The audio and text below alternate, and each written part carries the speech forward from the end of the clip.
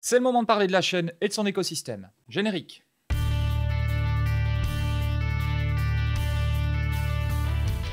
Dans cette vidéo, j'avais envie de vous présenter tout ce qui tourne autour de la chaîne YouTube. Et surtout de vous expliquer comment j'utilise tout ça en fait. Cette vidéo aborde notamment l'espace communauté YouTube, Facebook, Instagram, TikTok et plein d'autres choses. D'ailleurs, tu trouveras l'ensemble des liens dans la description. Cette vidéo est destinée principalement aux abonnés, que ce soit les anciens, les nouveaux et les futurs abonnés. Bref, bienvenue sur Geography Rocks, la chaîne qui te parle de géo, d'actu et de politique sur fond de rock'n'roll en toute simplicité et avec efficacité. Moi, c'est G, et même si je ne peux pas te voir, je suis vraiment ravi de te rencontrer. Tout de suite, je te parle de l'espace communauté sur YouTube. On enchaîne.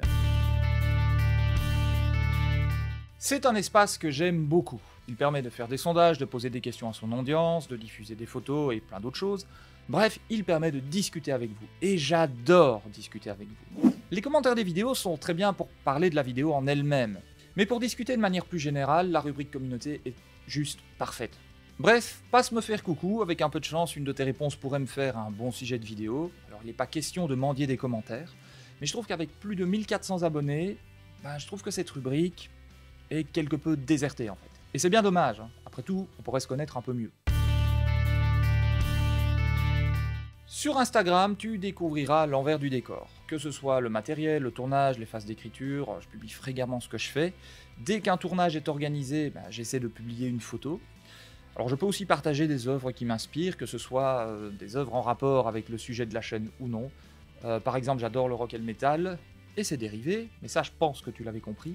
C'est un compte un peu fourre-tout, mais bref, si tu veux en savoir plus sur l'envers du décor, tu peux toujours me suivre et venir me faire un petit coucou sur Instagram. Ce qui est publié sur Instagram l'est également sur Facebook. Cela dit, c'est peut-être un peu plus facile de discuter sur Facebook, les commentaires plus longs sont plus lisibles. Maintenant, on attaque un gros dossier, je parle bien sûr de TikTok. Gros dossier qu'est TikTok. Alors, entre YouTube, c'est la guerre. YouTube accorde une place de plus en plus importante pour les formats courts, c'est-à-dire les shorts, alors que sur TikTok, on peut poster des vidéos allant jusqu'à 10 minutes.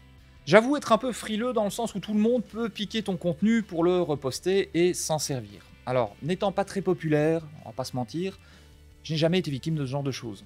Mais je reste quand même relativement méfiant. Par contre, il y a une chose sur TikTok qu'on peut faire et que j'aime beaucoup.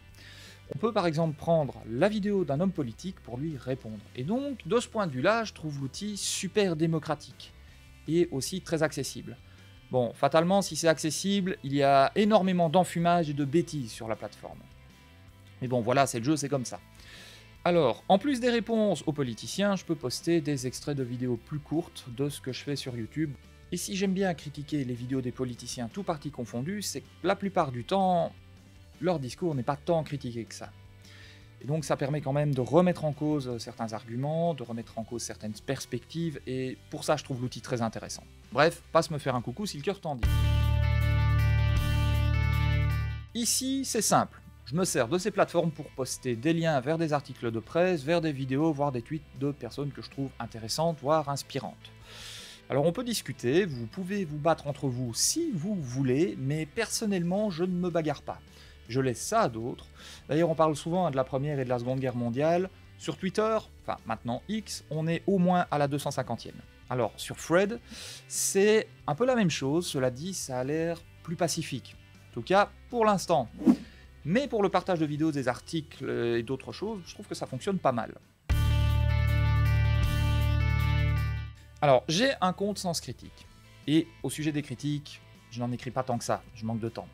Mais c'est pas le but principal. L'idée avec ce site est de partager toutes les œuvres qui m'inspirent, que je trouve intéressantes, que ce soit des œuvres littéraires, des œuvres musicales, ou des œuvres cinématographiques. Alors si tu es curieux, tu peux y aller, tu peux aller y faire un tour, parce que j'adore partager ou donner des conseils de lecture, et malheureusement, quand je le fais dans une discussion, en général, ça entre par une oreille, ça sort par l'autre, et c'est normal, c'est le principe d'une discussion.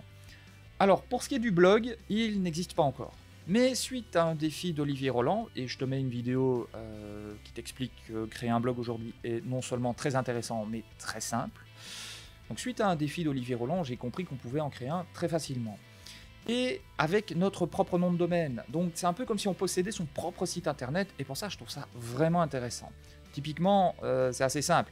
Ma chaîne YouTube peut disparaître du jour au lendemain parce que YouTube décide de la supprimer. Quand vous possédez le nom de domaine de votre blog, bah, il vous appartient. Donc il n'y a que vous qui pouvez le supprimer. Sauf si Internet s'écroule. Bon, et là on aura d'autres problèmes. Alors, en ce qui concerne le blog, il n'est pas encore créé. Mais si tu penses que le jeu en vaut la chandelle, bah, tu peux écrire le hashtag blog en commentaire et me dire ce que tu aimerais bien y voir dessus. Bien sûr, ce serait évidemment lié au thème de ma chaîne. Hein. Bon, ça, je pense que tu l'avais compris. Bien évidemment, même si j'ai très envie que tu me rejoignes sur ces différentes plateformes, tu es libre de ne pas le faire. Après tout, tu auras toujours accès au contenu de la chaîne. Si tu es abonné et que tu as activé la cloche, tu ne louperas aucune sortie, de toute façon. Alors, si tu es encore là par contre et que tu ne l'as pas fait, bah, tu sais ce qu'il te reste à faire. Si tu as aimé, lâche un pouce bleu et viens me le dire en commentaire. N'oublie jamais que la curiosité est plus une qualité qu'un défaut, tout dépend de ce qu'on en fait. A bientôt pour de prochains épisodes, à plus!